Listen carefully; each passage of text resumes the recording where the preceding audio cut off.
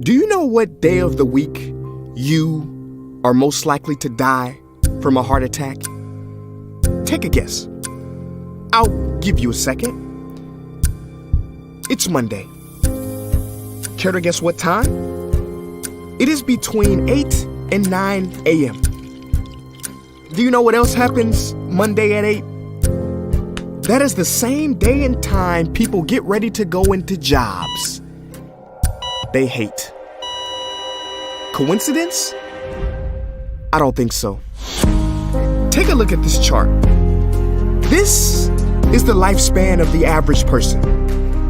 On average, we live about 80 years. If we're lucky, we start working at about 18, and we work, and retire at about 67. Now, what does this tell you? That for better or for worse, the majority of your life will be spent at work. Do not spend that time unhappy. Like my friend Jay. See, Jay would always say, when I finish school, then I'll be happy. Well, Jay finished school, but he wasn't happy. So then Jay said, when I get a job, then I'll be happy. Jay got a job, but he still wasn't happy. So Jay said, when I get married, settle down, and have kids, then I'll be happy. Well, he got married, settled down, had 2 kids, but still wasn't happy. So then Jay said, okay, when the kids leave home and I retire, then I'll be happy. Well, the kids left home and he retired, but he still wasn't happy. So Jay started going to church. And I asked Jay why he was going to church so much. And he said, because when I die, then I'll be happy. Jay's story, however sad, is not unique. I could have replaced Jay with Johnny or Bonnie. In fact, Jay's initials stand for just about everybody. Many of us are like Jay, but it is not our fault. We have been tricked to stay stuck in jobs that are literally making us sick and to be and then people. You know about the and then people, right? It is people who constantly say, and then I'll be happy. Ladies and gentlemen, we must go from living as and thens to becoming right nows.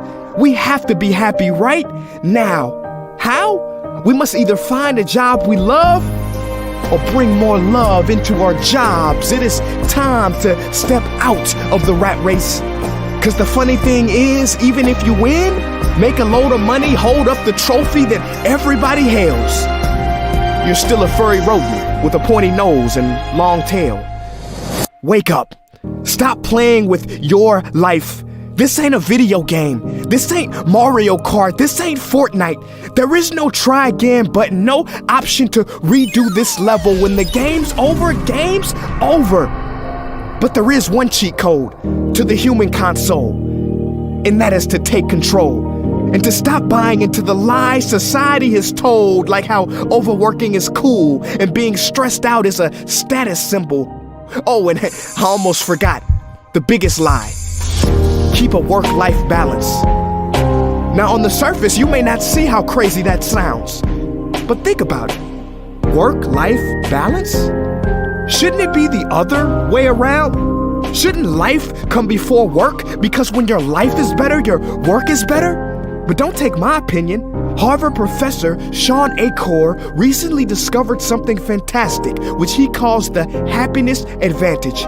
His studies prove that 75% of job success can be predicted by not how smart you are, not how talented you are, but how happy you are. His research is decisive. He says when you're happy, your intelligence rises, creativity rises, your productivity rises.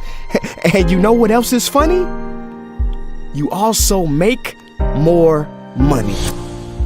But here's the real kicker. You live longer too. I know, it sounds too good to be true, but yes, optimists actually live longer than pessimists, so you could stretch this graph a few extra years if this time here is filled with more joy and cheer. Let me be clear, do not take this message lightly. It is your duty to be happy, for your own sake. I don't care if you're here at the end, it is never too late to trade in your deadlyhood for a livelihood and refuse to suffer during the weekdays. Ironic they call it that, because you're literally in a weekdays where you're constantly waiting for the weekend. See, I believe so many people die of heart attacks because they are involved in work that their hearts are just not in. I believe people have low vital signs because they are involved in work that is not vital to them.